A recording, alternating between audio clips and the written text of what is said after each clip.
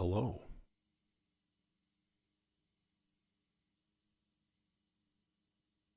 I don't know where to start.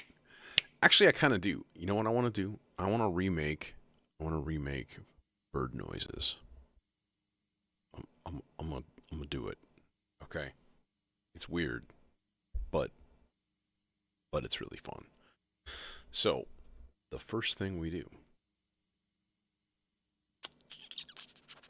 So we're gonna use a triangle wave based on analog oscillator. So what I want to do is find a really funky shape in the Zadar. And then at the later parts of the Zadar, there are some shapes that are just basically like straight up and down lines of like different types. And so essentially what you're getting is, oh, the T bank looks kind of cool. I don't think I've ever ventured here all that much. Some interesting stuff. I'm looking in the, where am I at? Q? Yeah. The Q bank has a whole bunch of funky shapes. I've seen more than that though. I've seen some really interesting ones. And I don't remember what I used last time, so that would be helpful, but alas and alack. I mean, some of these guys are just like, they just look like fuzz, and that's actually kind of perfect. You want something with a lot of jaggedy lines. So what is this? This is S8. Okay. Um, so this is basically going to go on infinite repeat. We can just go like doink and put it on LFO. So it scans through, and we should make it take longer than like that. Okay, so maybe like, I don't know if I like that shape now that I look at it. It's got some rounded parts to it. S9 might actually be better. Yeah, let's keep it on that for now, and we'll see how it works. Um, so realistically, I'm gonna use the gamut repetitor for, I think, for some of the triggers. Um, I've got a 70 BPM clock going. My theory is, if you have a really, really, really, really slow clock, not that 70 is, I might actually slow it down. But when using a really, really slow clock, the human brain does not detect those changes in time nearly as easily because there's just less pattern to compare it to. So if you're looking for something that sounds, generative and off the clock, consider using a really slow clock instead of no clock. And at least then, like there are modules that, like the gamut repetitor, doesn't really function unless it has a clock. Like that's like literally the whole point of it. Now we can slow that clock way down, and I've got it going from this Fractio Solum here, so we can like subdivide it in half. Um, and now this half is going to nowhere. This is the divide by 2 output, and it is going to the water. That's what it is. Okay. So we can swap that out if need be, but I think it's okay for now. Yeah, I think tomorrow I'm gonna try to do a full like system teardown and reorganization.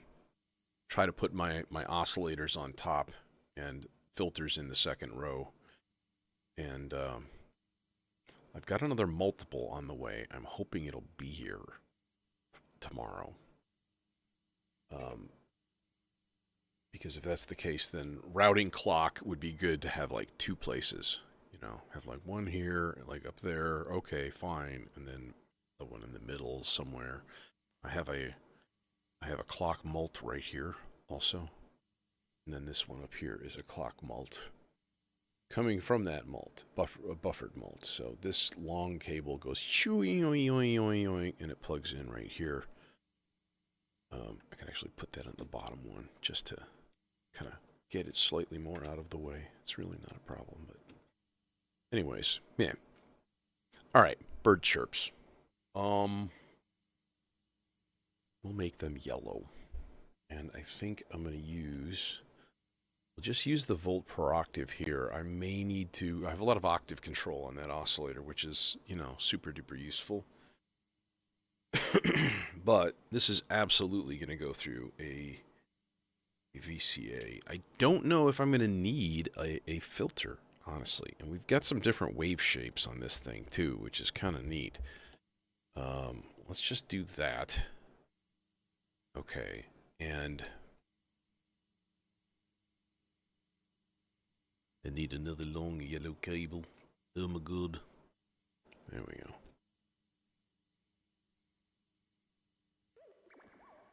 Oh, I hear it. I hear you being bird-ish. It's just like a bird. I mean, it's fucking exact. Like that. This is what I hear in the morning when I wake up. It's amazing. It's uncanny. Number one.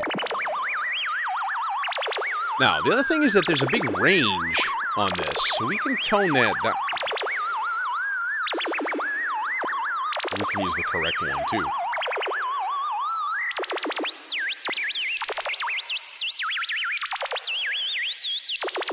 Okay. So I was kind of thinking that this would happen. So here's what I'm going to do. I'm going to put this guy in here. We'll put it in number 2 since it's already set to CV.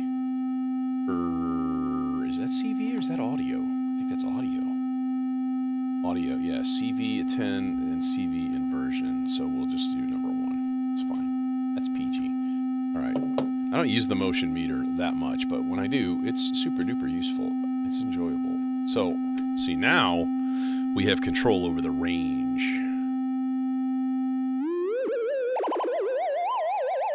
And then if we octave it up again,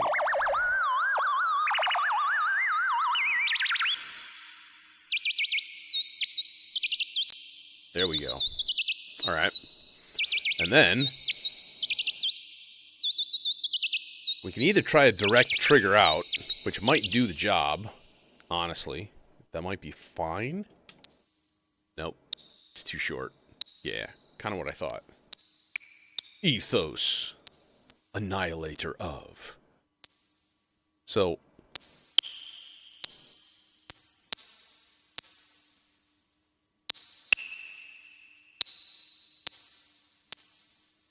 the only thing is I wish it was a little bit more chaotic. Like, honestly. Like, oh, we could add chaos.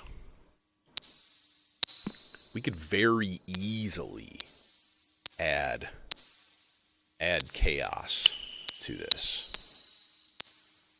Okay. Because we can modulate the Fractio Solum. This is one of the things I love about it. Is it's got a CV in. And so you can set the switch to like different types of like sets of ratios. But let's also put an envelope on this guy. So we'll trigger this, and I have got a couple set up here in the Quadrax that I just use almost exclusively.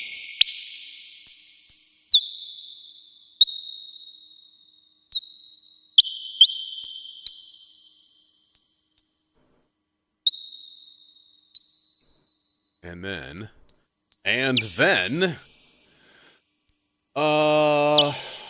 how about the stochastic function generator? This is actually perfect for this because we can turn the amplitude way down. We can set an offset and an amplitude for each channel and then a shape.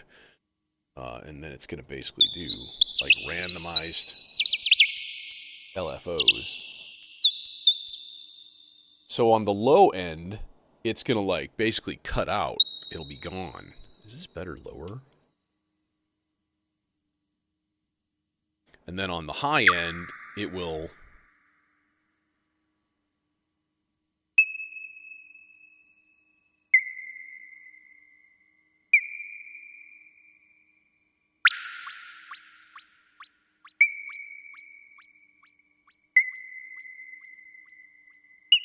I want to hear it start spazzing out. That's the thing. And it has to.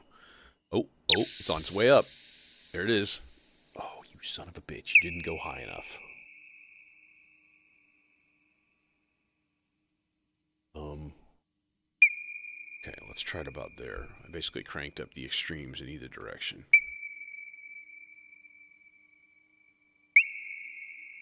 You can see the display here.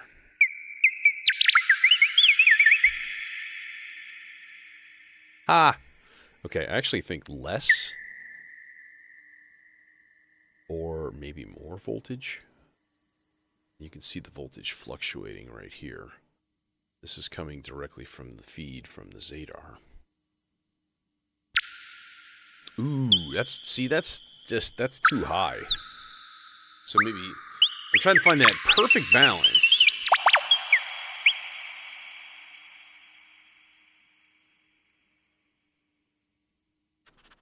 And then the other question I have is, should I filter this first? It'd be really easy. I mean, I've got multiple filters, like literally sitting right here. In fact, let's just throw the E490 on this guy, because that 24 dB cutoff will come in handy. That nice smooth cutoff, you know. But this will at least take some of the harshness out of it, because I mean that was brutal. Hey, Master Ty.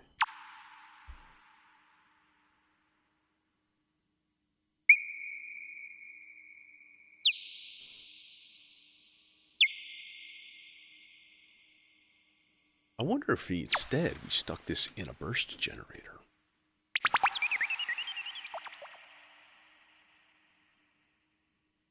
And not just like a low number of repetitions.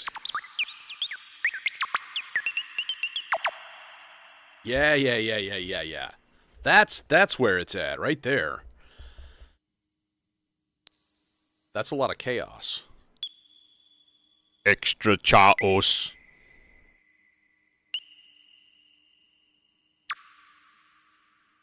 Okay. Now we're working at C major. C major today. Just good old happy C major. Okay, let's shut off the birds for now, though. Because otherwise we'll end up stabbing things. And, you know, doing it on video has never worked out for me. Oops, did I say that out loud?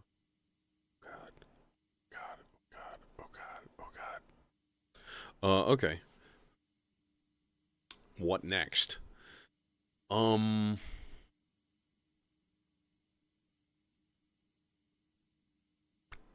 kind of want to find like a really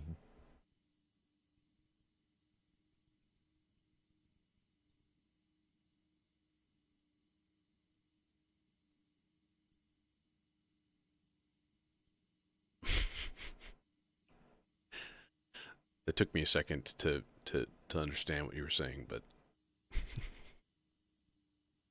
yeah, should I filter my comments first? I have to, as part of my job, alas. And I have a very good filter. I haven't slipped ever in 25 years. But the envelope gets pushed. That's the thing. Used to be a time when like shut up was like a detentionable offense.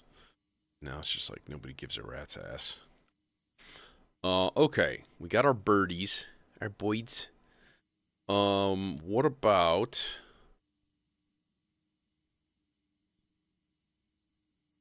a nice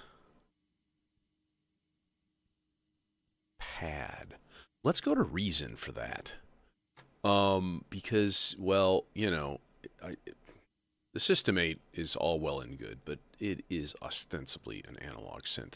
I'm going to bring the Hydra synth here soon, probably next week, and that'll become my studio synth. And then I don't know what I'll do with the System 8. Probably put it in the jam room, which you can't see. It's over there, and I hope to use it a lot this summer.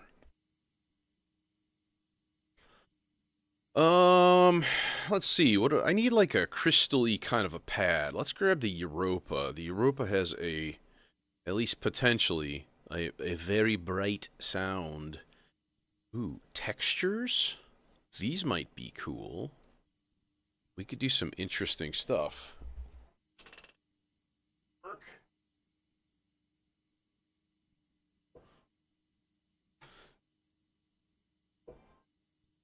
I'm like, how come you can't hear that? It's really stupid. There is no reason.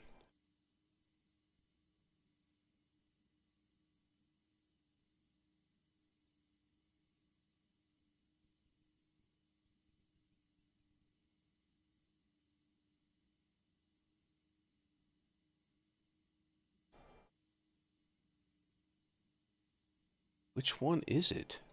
It's got all these inputs, but it's the USB input that this is coming from, and that doesn't seem to be an option. Like, motherfucker. Okay, well, I give up. I'm not gonna screw with it now, but I need to figure this out. Like, you should be hearing this. So this is basically playing a sus4 chord. But I think this could be really cool. Alright, birds chirping away.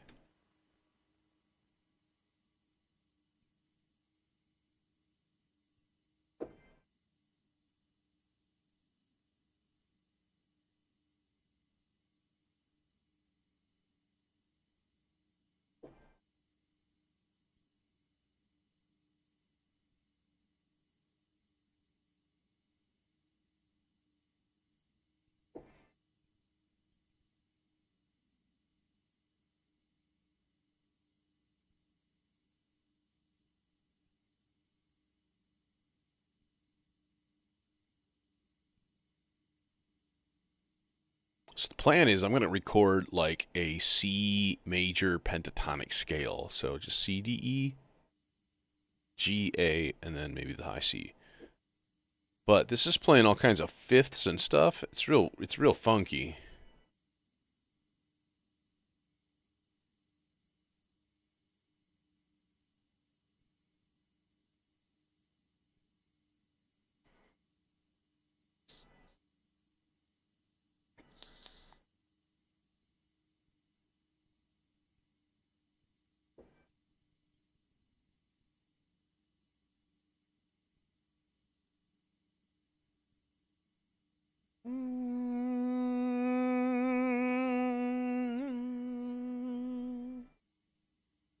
I'll add a little voice onto that one. That'll be hilarious.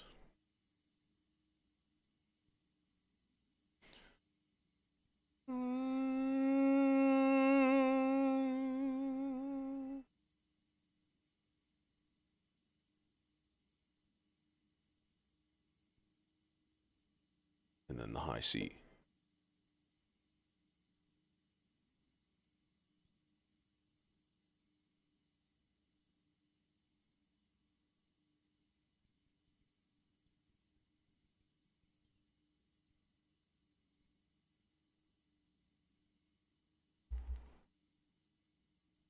I'll tell you what would be cool in the R bar is if they could somehow build in like a software limiter. But of course, that would be yet another weird menu function that requires you to push 3 buttons at once while doing a headstand. And oh, the new module? No, the new module is it's literally sitting right behind me. It's hi. Hi, I'm a Stolper Beats. Hello. That's my mission tomorrow. That's my first mission, and I'll probably do that. I'll probably do that on camera. It totally depends on how motivated I feel tomorrow. It's either going to be a complete teardown of the system. Well, not a complete teardown. I really want to tear down this chunk here and make a row of oscillators and then a row of filters. And I have so many other little utilities and bits and bobs that can fill in the gaps between that I don't think it'll even be a problem if I go in blind, like without modular gridding it out first. Because I haven't done that. And I'm more like the guy who just charges up his electric screwdriver and just dives in, you know?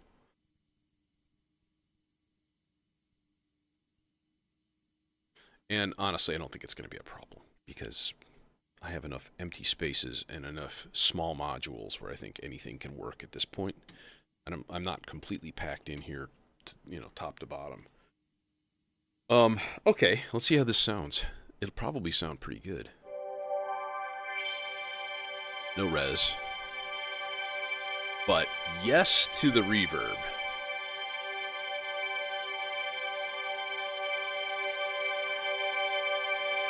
Or we go all wet, which is fun.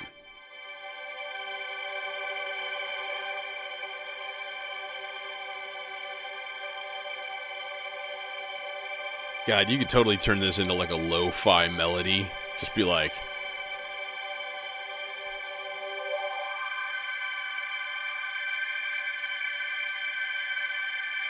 and then run it a sequence, like a really slow sequence.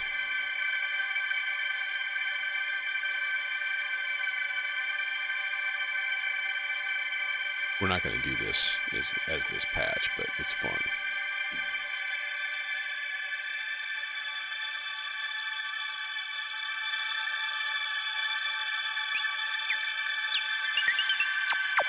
Yeah, dude, it's so convenient. It's permanently mated to the R-bar for the reverb control, but every once in a while I bust it out for something else. The Zork strip here is a good offset voltage provider also. As long as nothing's plugged into the front end, each of the channels just becomes a 5-volt offset.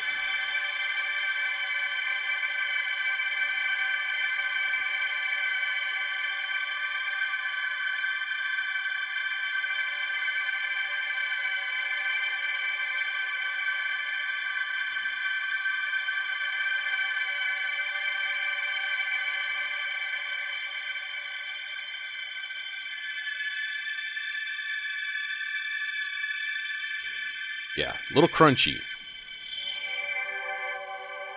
So we're going to ditch the resonance for now. And put it here. Alright.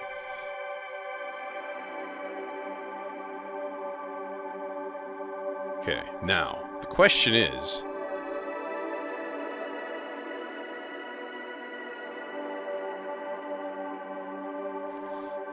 I need to provide this with a very, very slow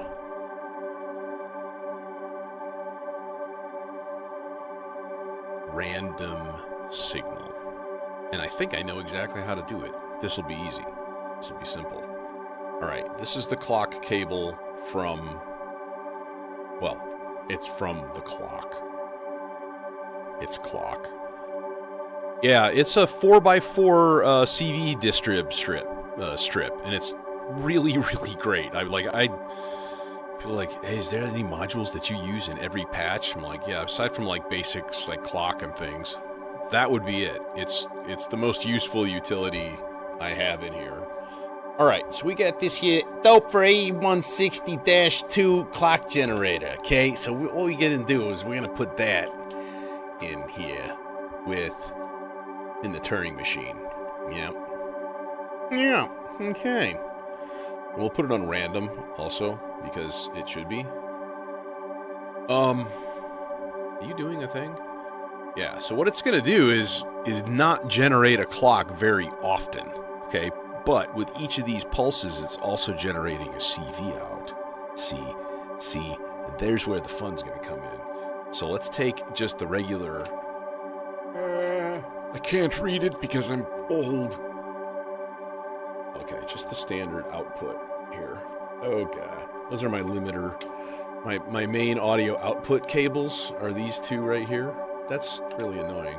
Let's go through the middle. Alright, and then that's going to go into the layer control. So then what we need to do is figure out, like, how high does this thing span?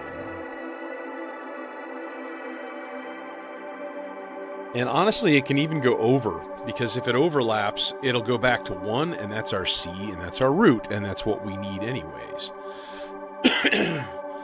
So then, in theory, each step should give us a new random voltage in that range and control the range, or the layer. There we go, high. But I don't really want it this fast.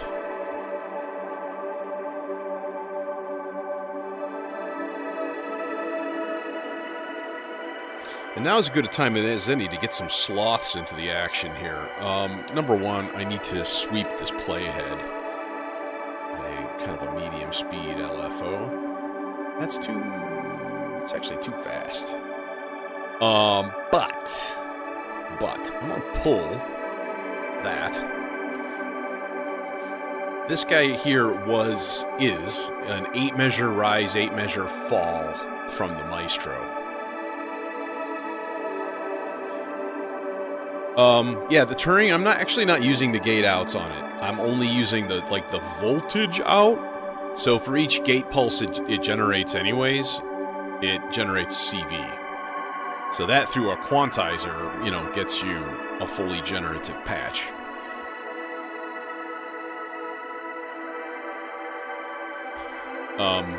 This doesn't really need a quantizer. The layer control responds to volt and volt and a half grades. So basically, like, whatever voltage is C3 is whatever that is, 1 volt or something. I don't know. And then it'll do, you know, 1.5 volts, 2 volts, 2.5 volts. So CG, CG, CG if you're sending it like an actual thing from a sequencer. So I could put this on like C and G only and filter that through a quantizer, but it's going to do the same thing. It's going to round it off to the nearest one anyway, so it doesn't really matter. But we don't want it playing all the time. And this is where the Ikari filter is the greatest thing ever, because, see... boom. Oh, hi. Goodbye. So now, the volume, this is a built-in VCA in this filter. The volume is controlled by the sloths. Just this guy right here. And don't ask me what the lights mean. I believe a red light is negative voltages, I think.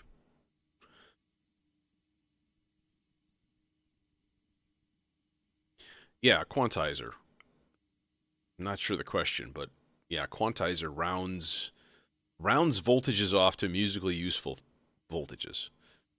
So, you know, your basic 12 key. You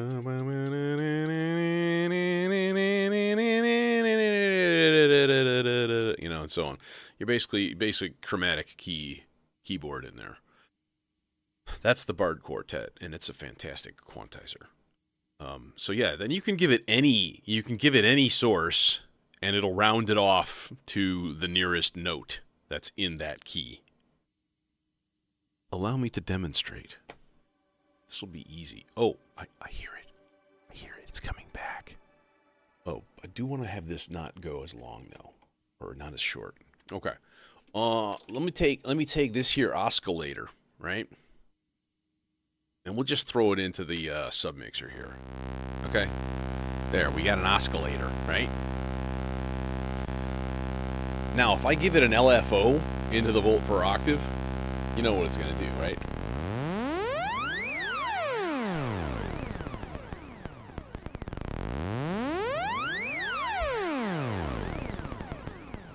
I just got to squeeze a fart out. Squeeze out another fart. Okay. Alright. Instead, I'm going to run that through a quantizer.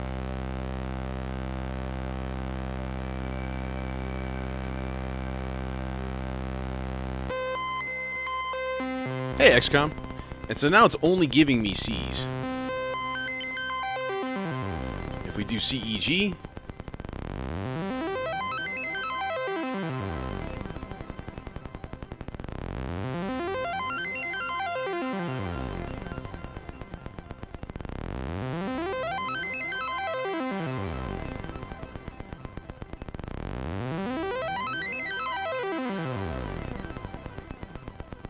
So you can take whatever source you want.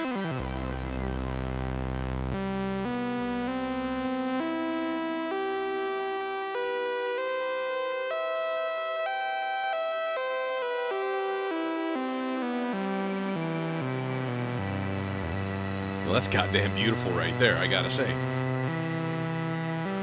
Let's build this up. Let's build this up. Let's build this up. Build this up. Gonna build this shit up. Okay, how are we gonna build this up?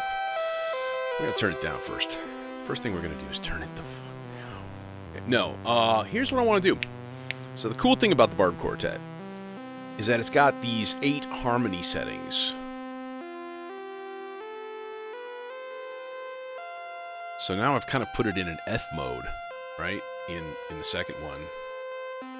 And then we can do like D minor.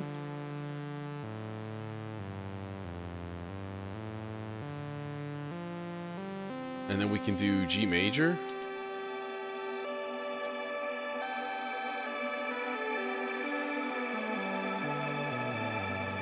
And then we'll do another C. C6, and then like just a C sus4.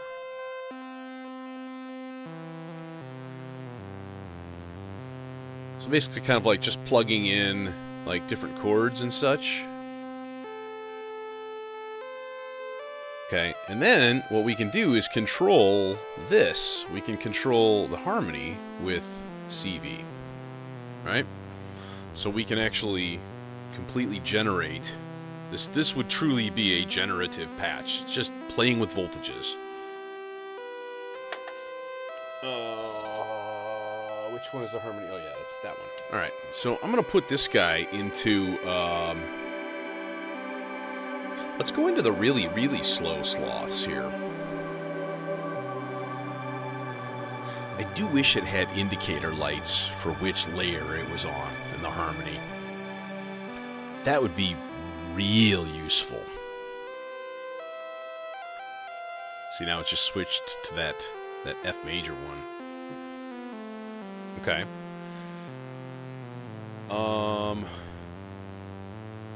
I think I want to attenuate that because it's swinging a little bit too far.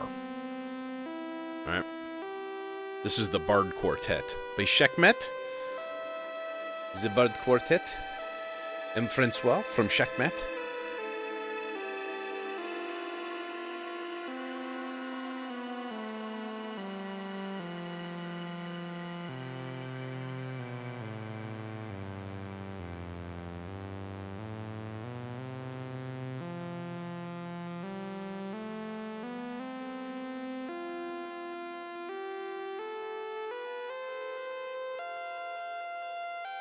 Okay, now we do, of course, need to control this. We could do this in a couple of ways. We could, first of all, we could just throw it into a filter, which we absolutely need to do anyways, because it's all raw. Those raw sawtooth waves, they're chafing my precious skin. Oh my god.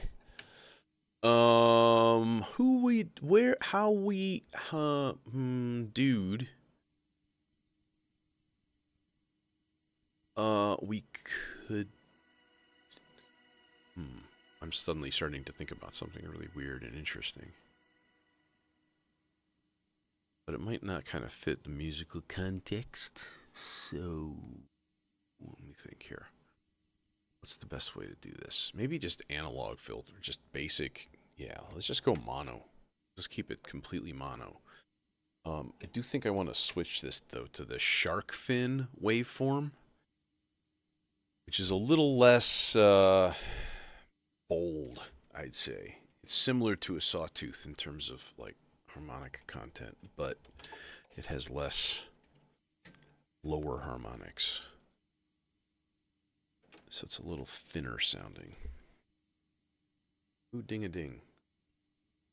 Motion detected. Front door. Get out of my front door, you son of a bitch. Okay, now what are we? So there it is. Unveiled.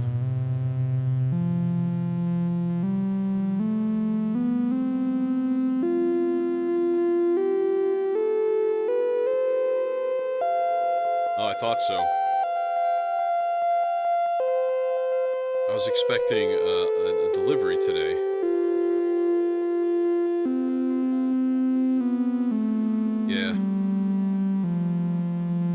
I ordered some more of these slimline patch cables, actually, because I love them. And, okay, so now what we need is perhaps something kind of...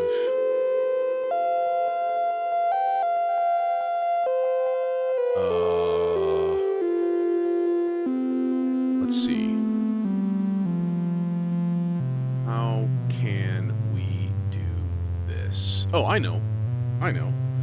Alright, so part of the stochastic function generator, which is this very utilitarian looking module up here, is that each of the 4 channels, which can be either an envelope or an LFO, and have variable timings on the rise and falls.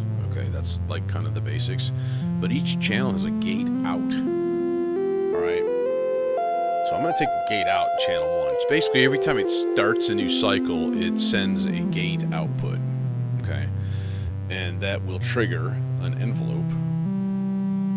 Just a rise and fall, but nice and long. Let's put it at like 4 seconds, 5 seconds. Sure, why not? Sure, why not? We're going to go in there. Yes. And then it's every once in a while, it's going to just surface, then go away, and then just like, and it'll be gone again. And it'll play like 3 notes.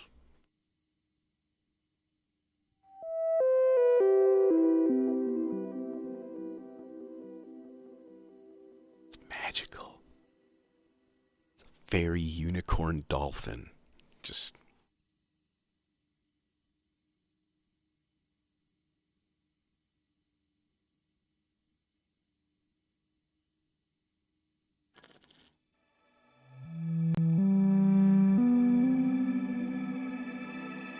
Tell you what, I'm not too terribly happy with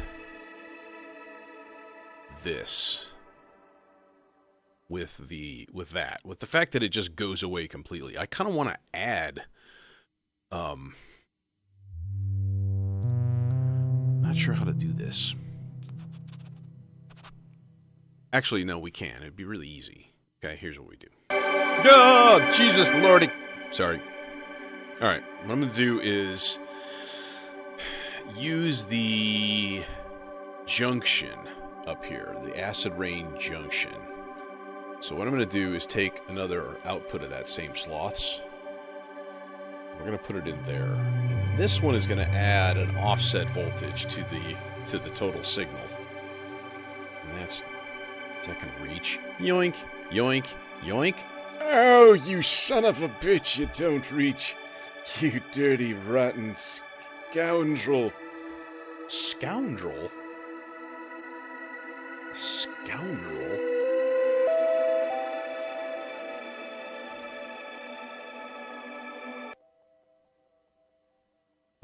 Okay. Let's turn this down to 0. And if I just give you... Why are you not VCAing at all? Do I need double?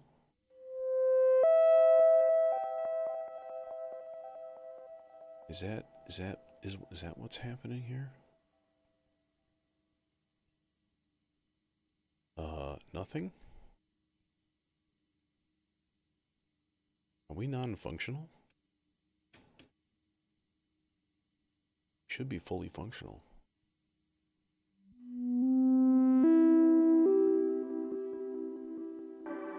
Yeah. Okay.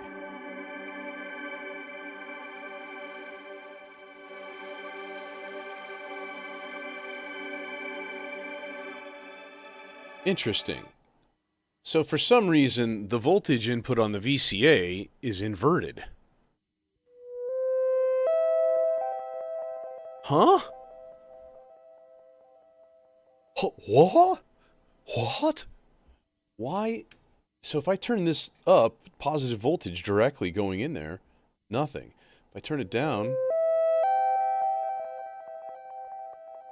fact, let's go down 1 so it'll add 2. I had it before. What's going on? It was working.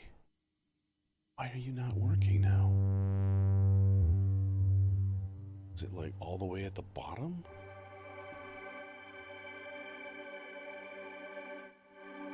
Yeah. And then if I add in the slots,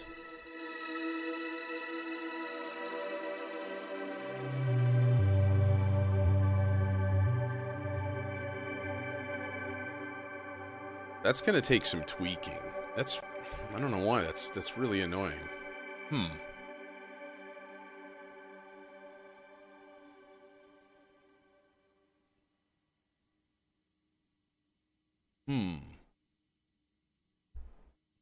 I'm a little bit baffled. So if I pull this, nothing. Like, absolutely nothing. Which makes no sense. Let's find a better way. What's a better way for this?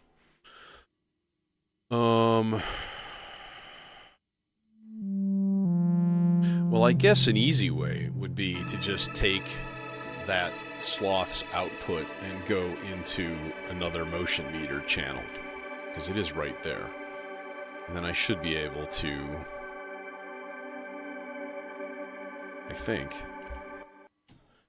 can I add...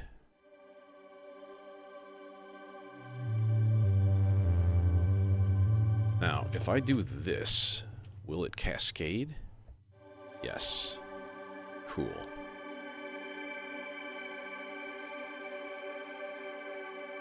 So I kind of want it on all the time. And then we can give it a little bit more oomph in the filter mod so that it just kind of comes out of nothingness. Okay. We need more feedback on the delay. Now let's go up an octave for this.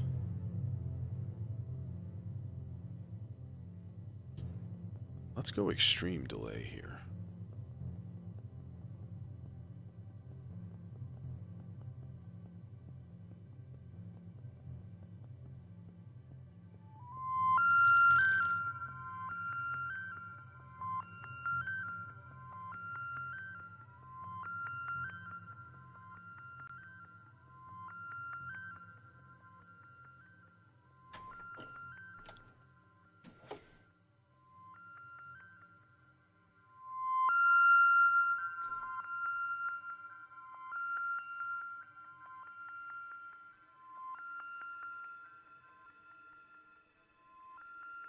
Well, I'm not a fan of that pop, pop, pop, pop, pop, pop, pop clock sound. What's up with that?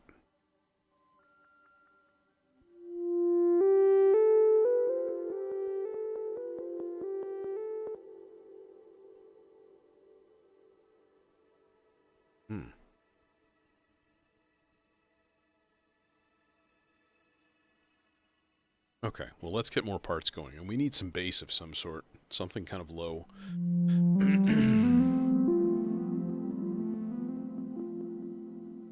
Okay, so let's do... I'm going to use a nice, juicy octave chainsaw bass. Because, well, you'll see.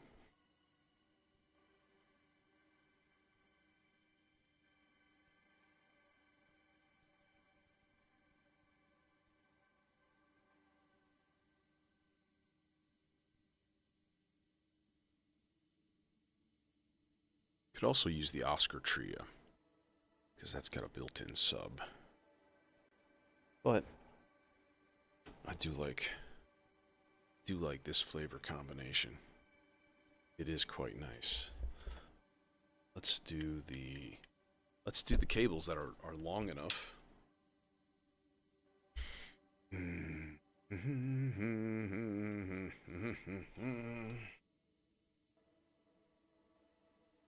Cable length is a curse on my life. But seriously, it pretty much is.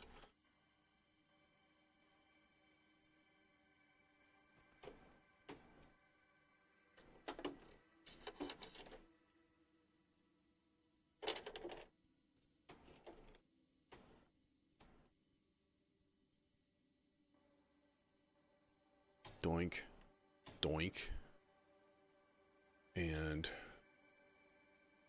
doink, doink.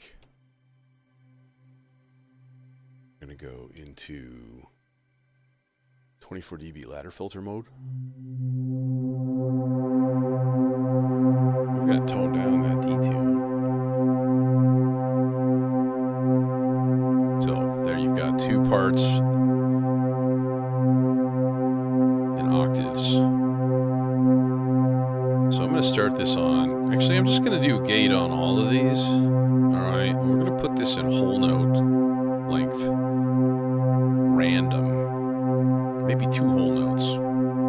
Yeah, let's do that.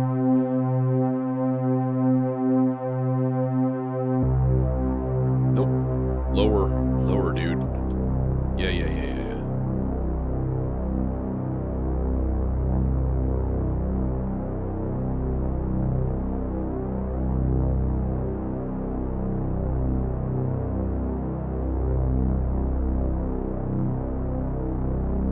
Okay, honestly, let's make it 16 notes long also. Or like 12. Let's make it 12. And we'll keep all of the other ones on C. And I just want to kind of increase the probability that it's going to hit a C. Right? First note is not a C. There's only E, F, G, and A. One of each out of 12 steps. Consequently, 1/3 of the time it will play.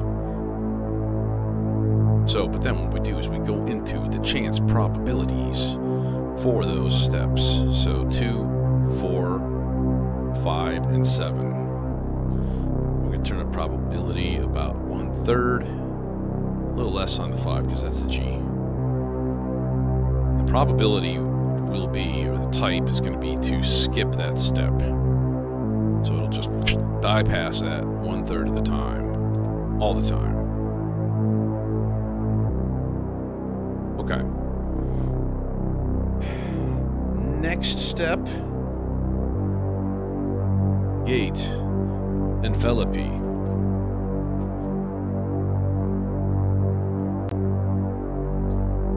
Cable of sufficient length.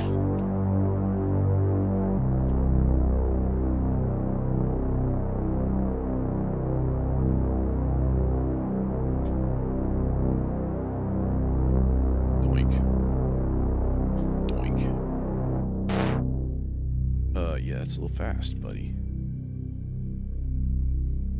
Let's change this. Where was that cool bank? T, I think? Yeah. See, like, that's nice. But if it's, like, way longer, like, it's just like, wow.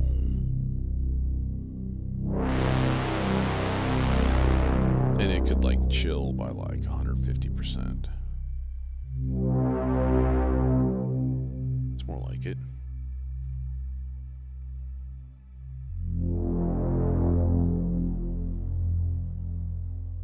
Warp do? Oh, warp puts a nice delay in the beginning. Very nice. Okay. Alright, second chance operation. Chance probability of 50% to just not even play any of those notes. To completely just rest.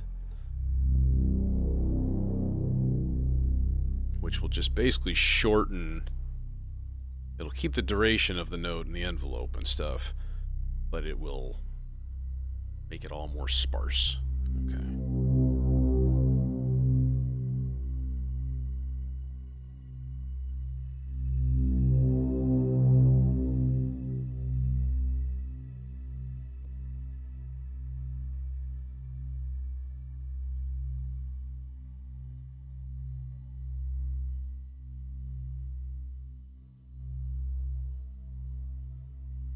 Okay, let's try something here. I am going to fire up Reason again. And I think I'm going to take a prepared piano and record a tape loop thing into the starburst.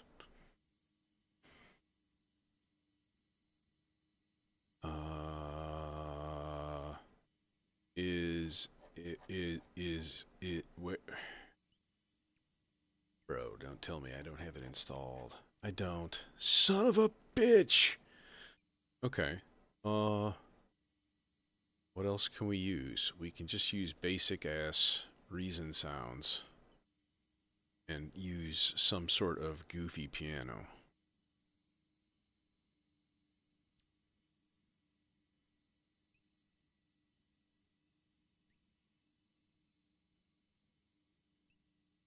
Missing rack extensions. What am I missing? Yeah, there's nothing. What? Oh my god. Processed piano? Is that going to do the same thing? No. That one's good. Okay.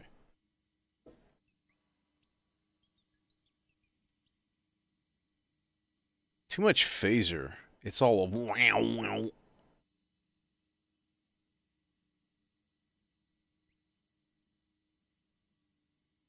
Okay.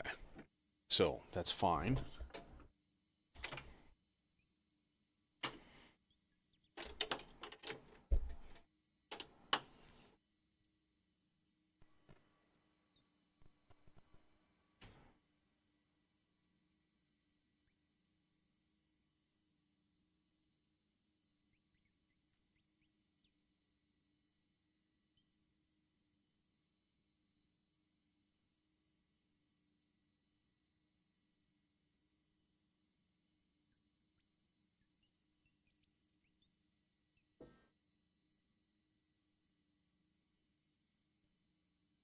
Okay.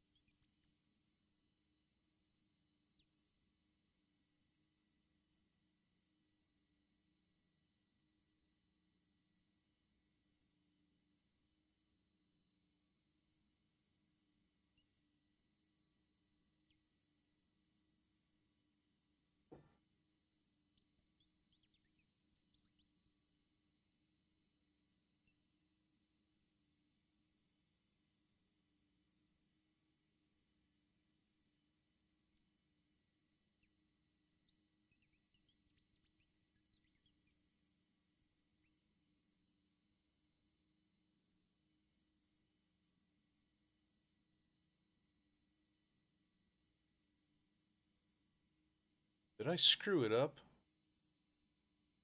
I thought I hit record.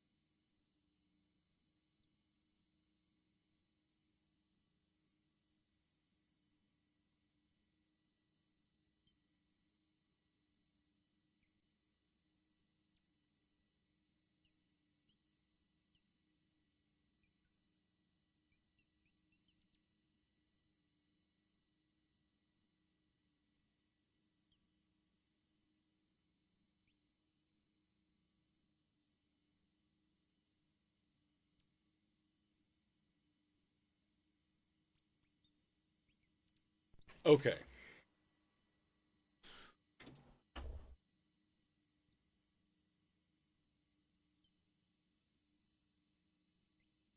And honestly, I don't even know how this is going to go. If this is going to work or not. But we'll see. um.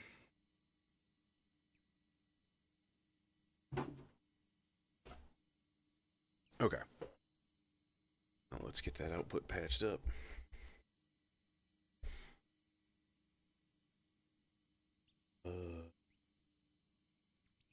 I mean, honestly, I always like, oh, run this through some effects and things like that. But almost everything is built in to the Stardust. So, like, it's got filters, low pass and high pass. It's got reverb. It's got pretty much anything that you would need, which is pretty cool. I think it's pretty awesome. It almost feels too easy though. All right, so the basic. All right, so right away, what we can do is filter this by a good amount.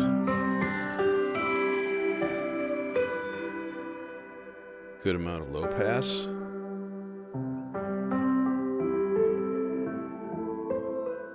Hey, Terror. And a good amount of high pass. Upside down. What's happening?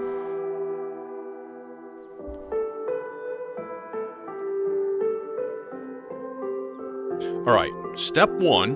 I'm going to take this up an octave.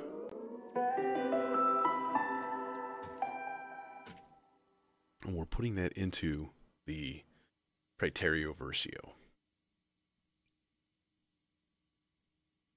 for a while.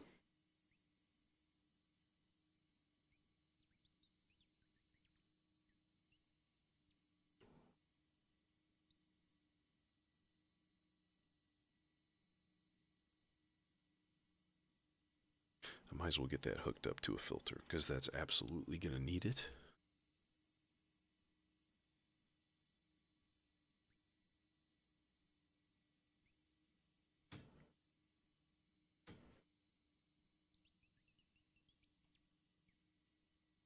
Do a band pass, or it's a combo, low pass, high pass, and the shelving on those you can select 18 or 12 or 6 for either of the two.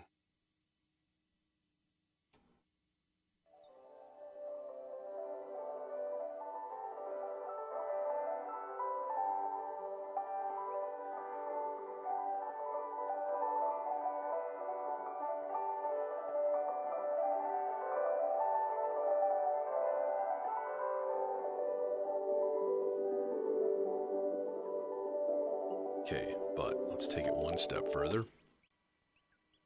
In order to turn this into a shimmery ball of goo,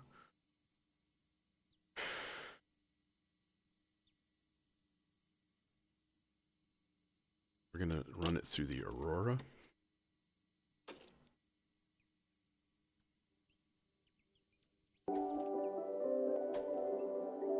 Probably on like wet only.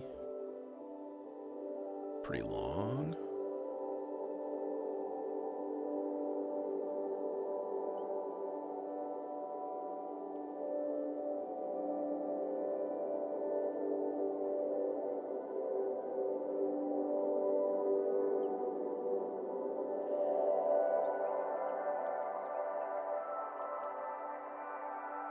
This is what we're left with.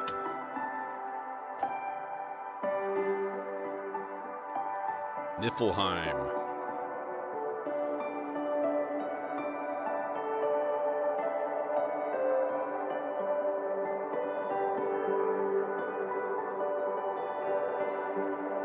Okay, one thing at a time. This is just absolutely lovely. I know, dude. Me too.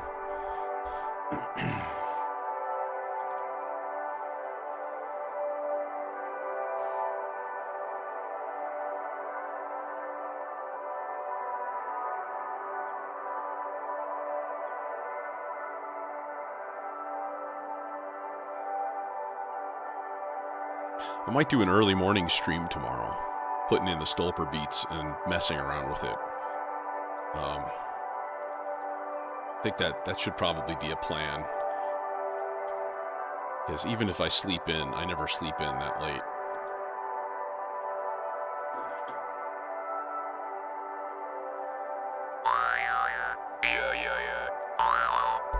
Nope, not yet. Gonna do that tomorrow morning.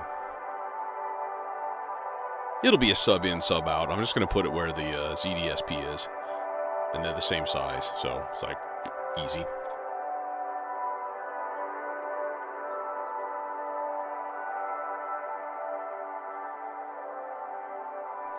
Okay, so then we modulate this filter, right? But not much.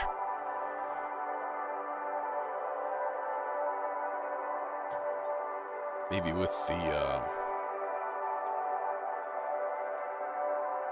the same sloths.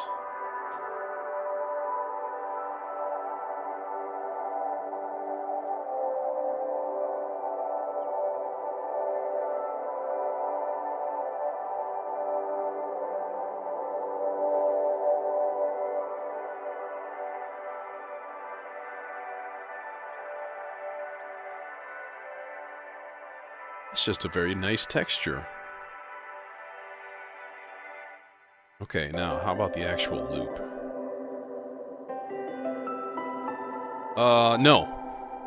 No, I've never had problem. The only one I've gotten a longer one for is the expander for the vector, but that's because I stuck it like, 2 rows away.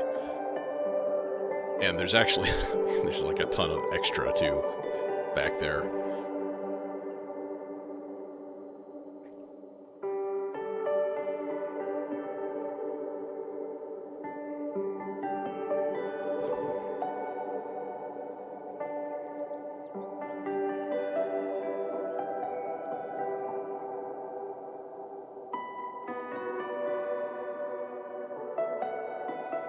Okay, so this is the thing. So what I want to do with this is, number one, every once in a while, we're going to pop it onto reverse. So I'm going to take the lowest of these divided clock pulses here. It's every 64 pulses. Just 4 measures. And it'll reverse. Oh, we can turn this on to a gate.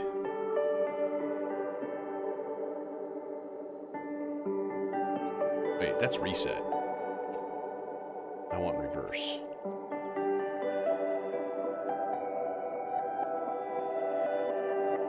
Yeah.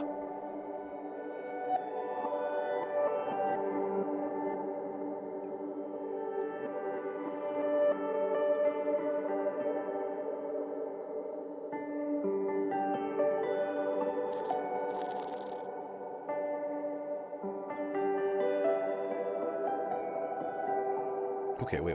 What if we put this like...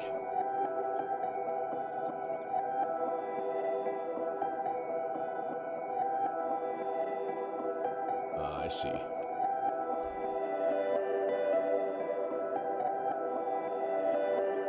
No, not that often. Otherwise, it's never going to leave.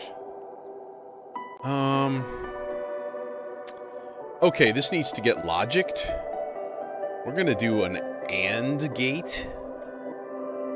Okay, so I'm going to take one of these clock-divided gates here.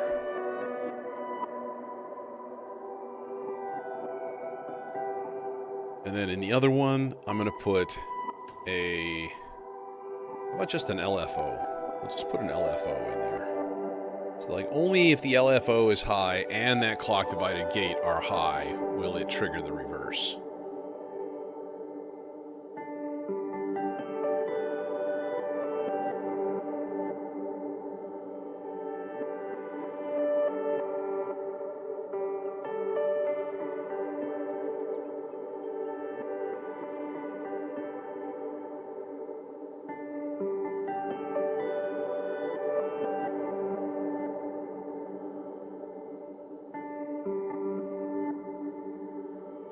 Oh, okay. Let's try something interesting with that quantizer. Because it's got 4 different channels, right? You can set them to totally different things. So what if I set this one only to C? only C, which should, in theory, take the Stardust up and down by an octave. ¿Dónde está el volt per octave?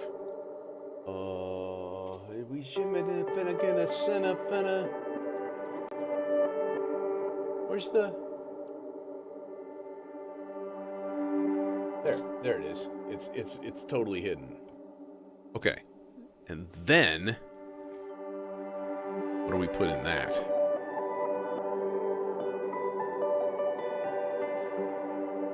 Let's just do our friendly neighborhood sloth, I think, which is the purple trace here. There. And then I'm going to turn this down an octave. Let's undo that.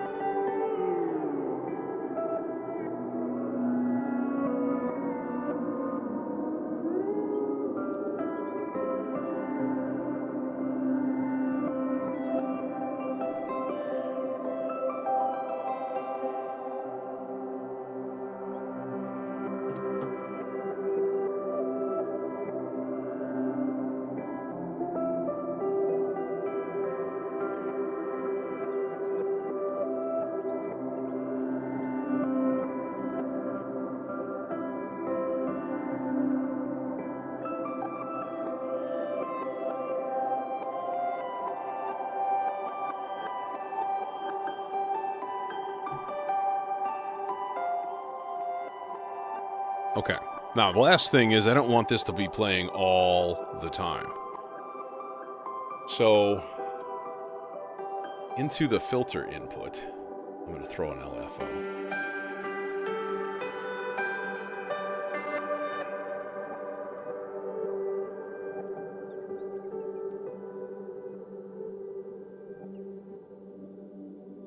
So most of the time it's going to be in murky, non-existent territory.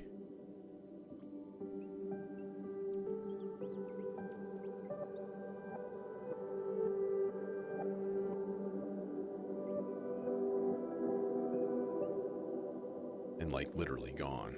There. Let's combine everything and see what we've got so far.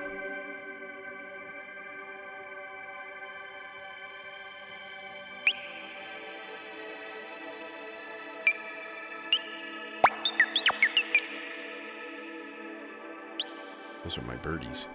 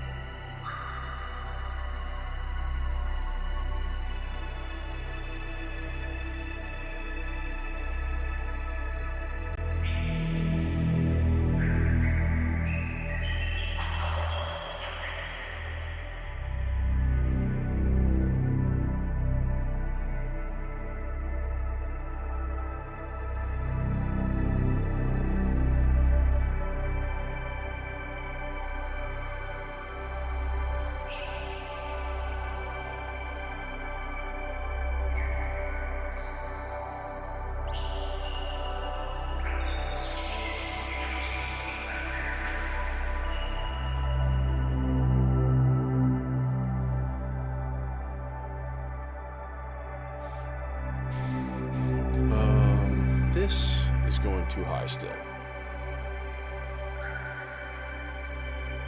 When it starts to spaz out, it's a bit much. It takes over.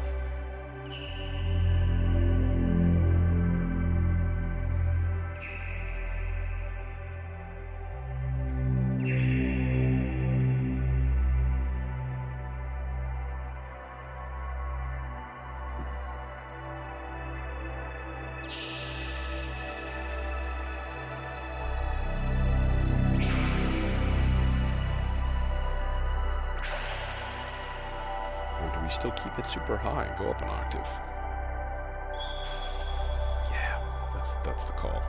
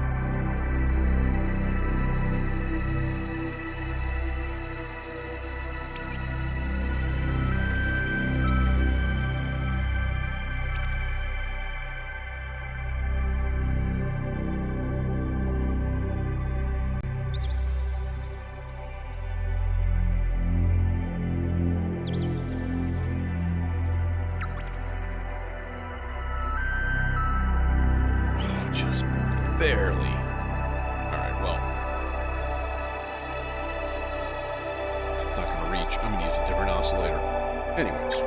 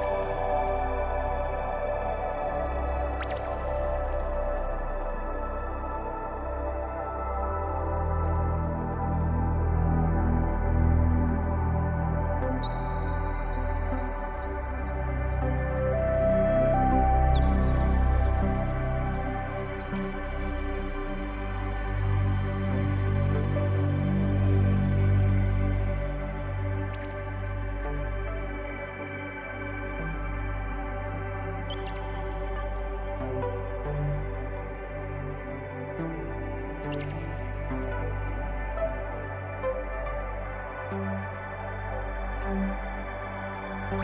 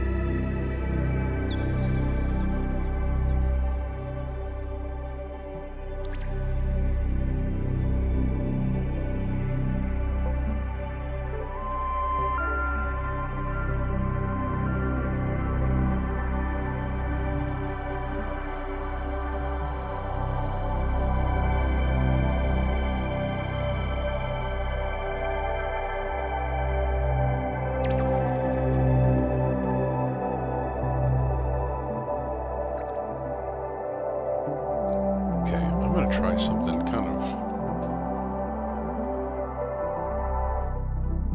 let's silence all of this stuff. Okay.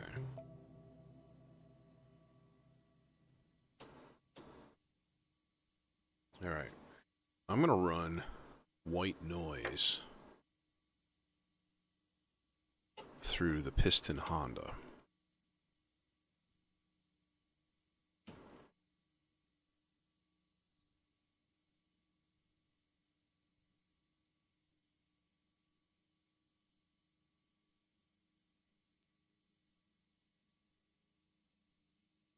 Oh, we could do this in series. That actually would be a really good idea. Okay. So the piston Honda is a stereo digital filter, but you can also run each channel separately. So what I really want is a high pass. Let's put it on low for now, low pass, and then this guy I'm going to put as a comb filter. Alright, so first of all, no resonance. Do we have anything at all yet? No? There it is.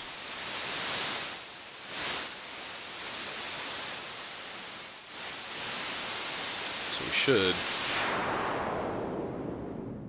like so. But then,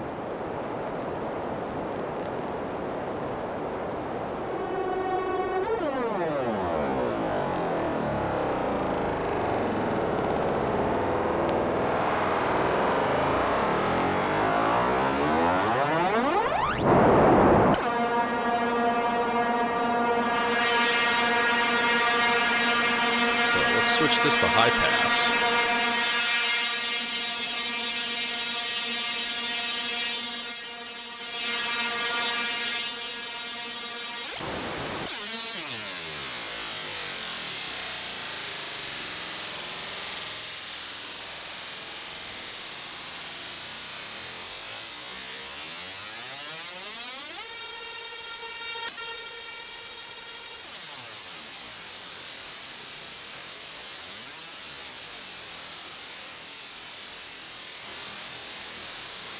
Hey, Jason.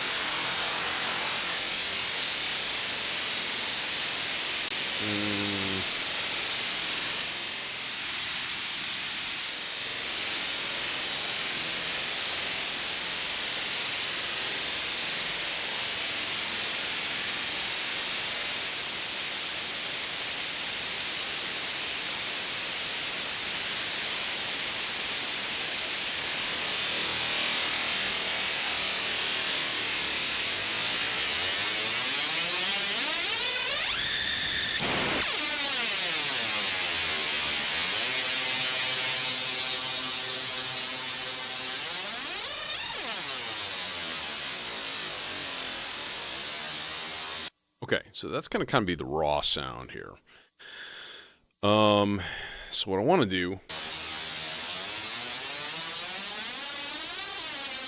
set that at a good level, and we're going to give that an envelope, like a decay, an occasional attack decay envelope.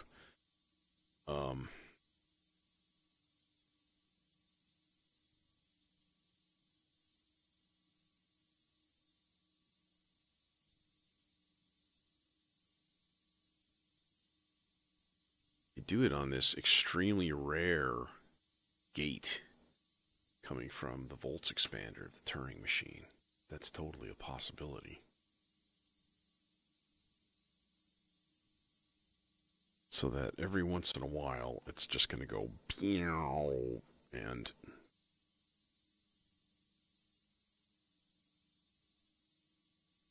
oh god, that's too bright. Okay, yeah. Like so. Like so.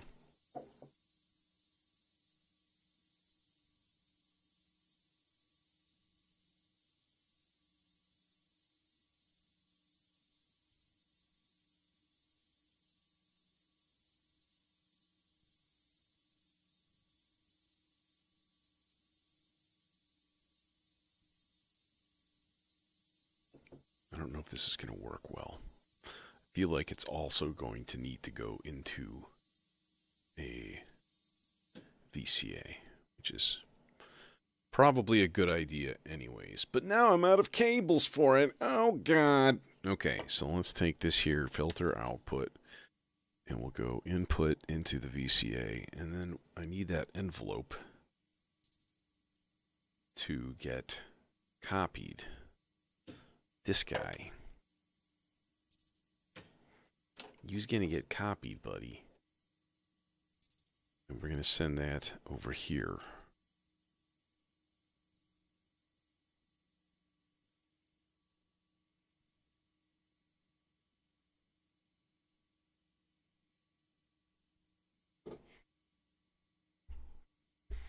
But the Turing machine is not getting a very fast clock, so testing this is going to be a pain in the ass. Let's put it in here. That'll be a little bit more frequent. Or we'll just put it in one of the random ones here, one of the basic ones.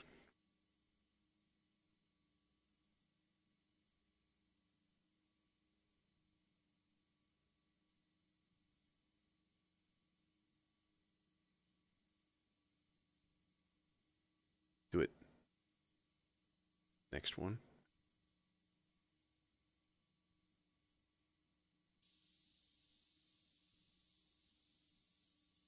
Okay.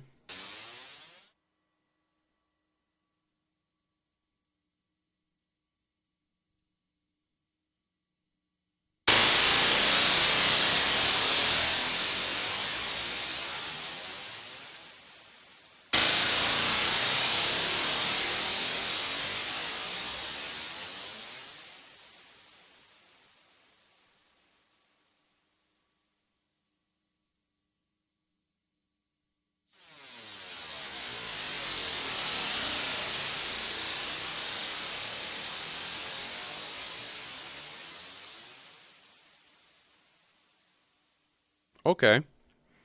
Now, one last step, which is to run this through a low-pass filter at the very, very end.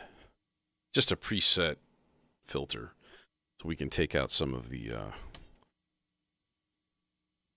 nasty harshness out of there. Do it.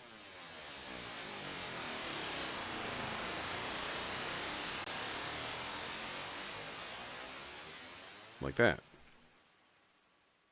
Just a weird little sound effect, because why not?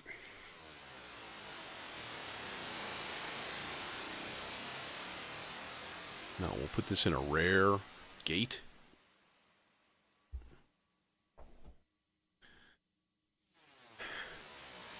A rare gate as it immediately fires.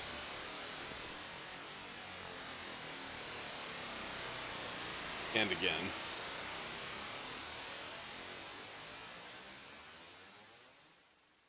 That's all right. All right, we're going to turn that down for now. And let's just contemplate and listen to layers of goo.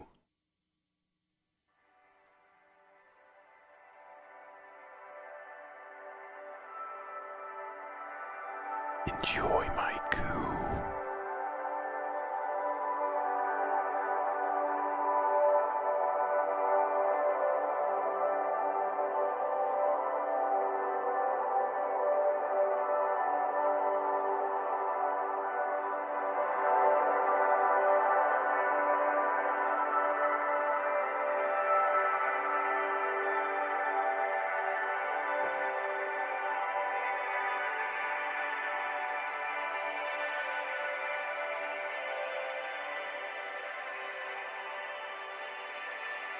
That's Piston Honda and Bionic Lester.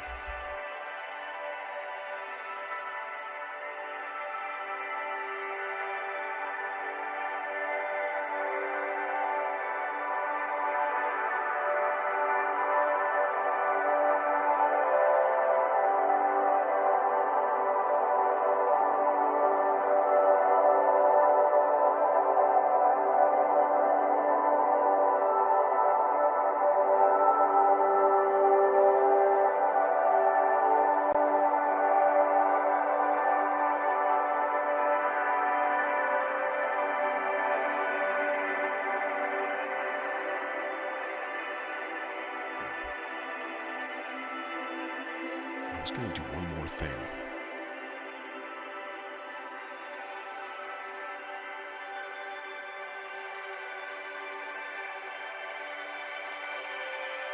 Hey, trip tilt.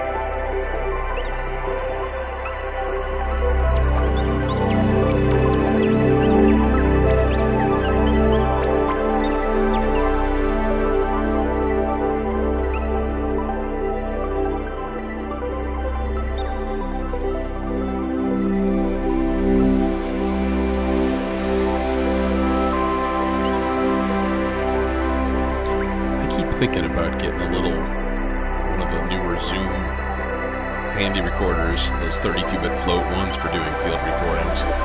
But I kind of know myself, and I'd get it, and I would like never use it or use the stuff for anything.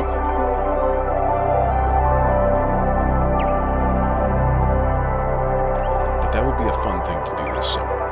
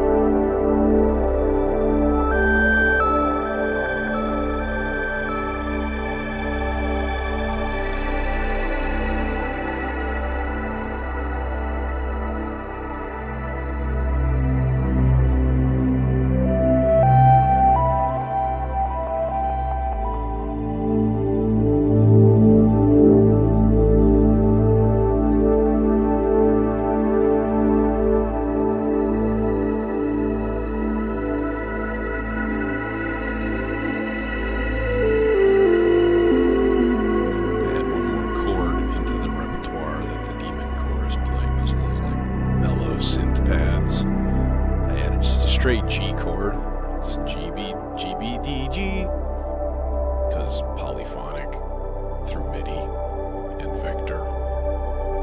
It's a winning combination.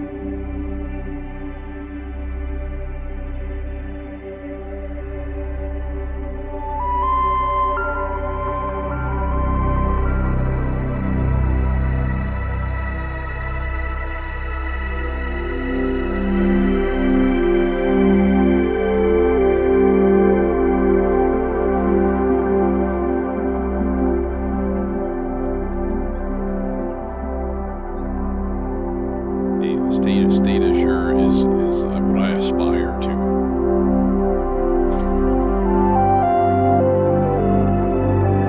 Although he's doing more DAW, like hybrid stuff now, so.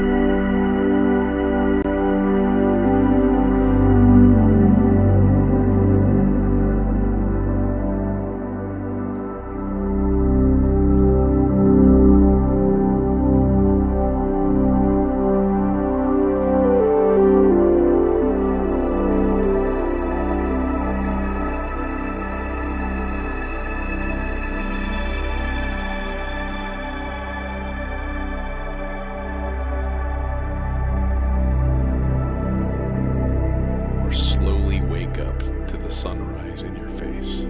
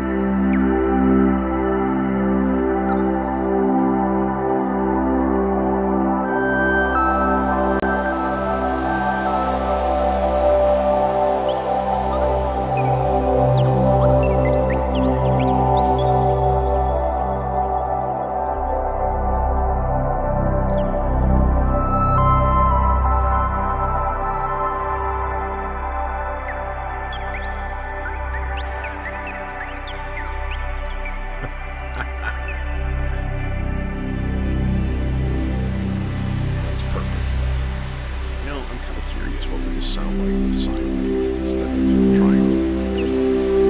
Might be a little nicer actually, a little more pure.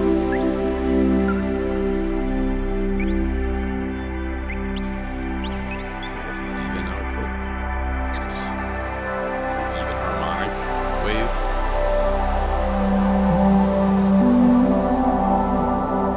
And now I don't hear it at all. There it is.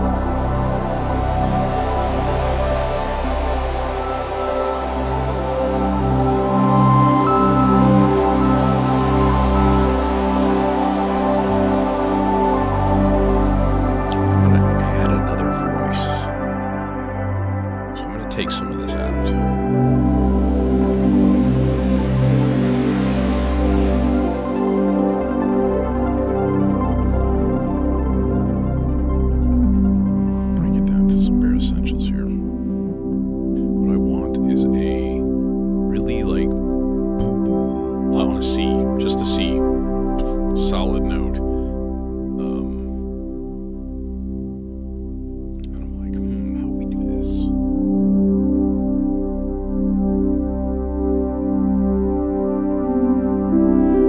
I think we make sure our oscillator is in tune. That would be a good thing. And then I'm like, okay, how do we trigger the gate? Well, I didn't ever use the 1 plus 4 plus 6 plus 7 or whatever the heck it is. The final rare gate output of the pulses expander. Okay, so first of all, tune this thing. I'm gonna say it's probably okay.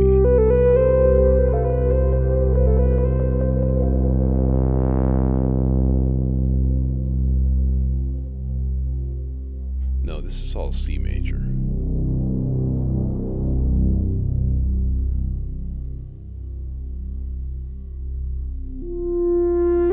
If I don't talk quietly, I run into my own noise gate, and that's probably what you're hearing.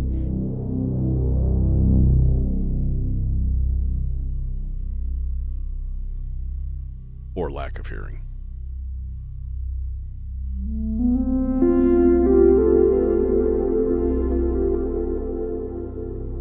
Let's run this here to channel D. And we'll just run this on an attack decay envelope, just super basic. Actually, no, let's run even longer here. And then, I mean, that's basically going to go straight into the cutoff control of the filter. So occasionally we should just get like a doom. Like that, but like that's way too high. You know what I mean? Yeah. That's nuts. What are you doing? Okay, I'm actually going to test this in a different gate output here, because otherwise it'll take forever. That's okay. A little lower. Oh, there it is. There it is. Okay. Put that in with a ton of delay. And then we'll let it go.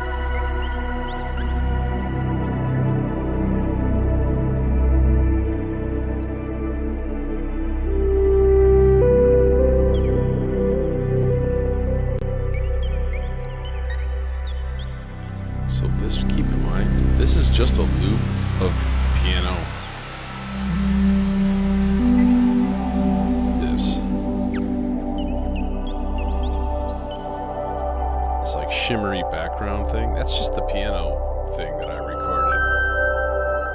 Just looping and constantly playing over itself.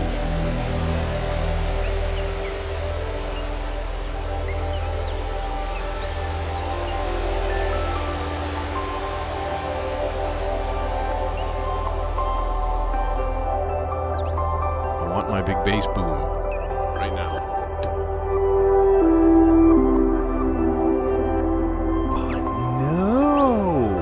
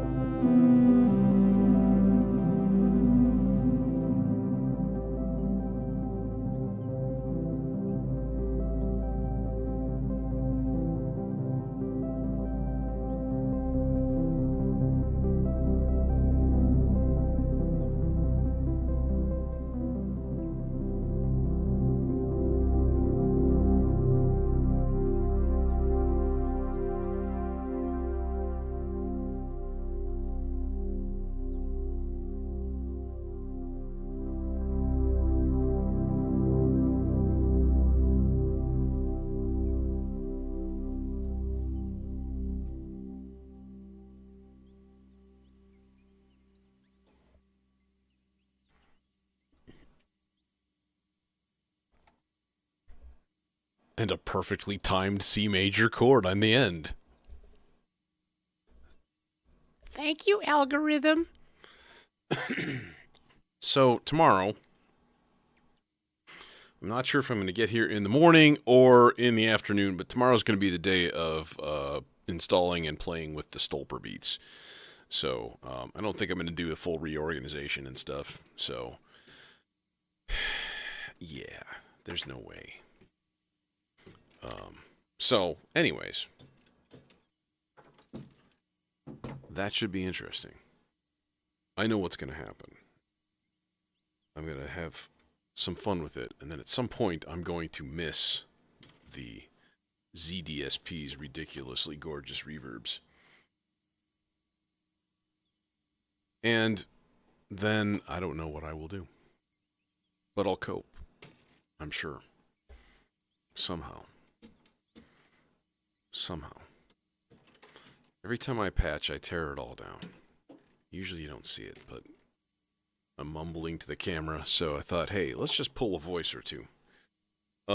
Yeah, so that'll be cool. And I think it's going to be a good position in the rack also, because the quad drum is right here, so all the triggers, unfortunately, the triggers are on the top of the Stolper beats, and the inputs are on the bottom of the quad drum.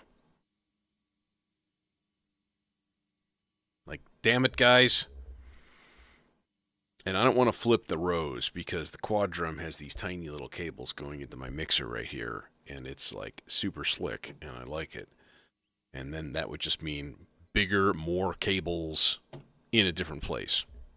Either way, it's the same thing. So, yeah, I don't know. We'll figure it out. Throw it in there, and then at some point I'm going to reorganize everything. So maybe that'll get changed to the bottom row, and I'll end up putting the C legs up here along with a couple of other things. It's probably not a bad idea, honestly. In fact, I wonder if I did the math. I've got an 8 HP blank panel. If that plus the C legs, if I could move that up here in place of the ZDSP and put the Stolper beats down here and move some shit over, like, that would be ideal. Have it right next to it. Like, right here in the front row. That'd be perfect. I must modular grid that tonight. Anyways, thanks for joining me. And, yeah, see you soon.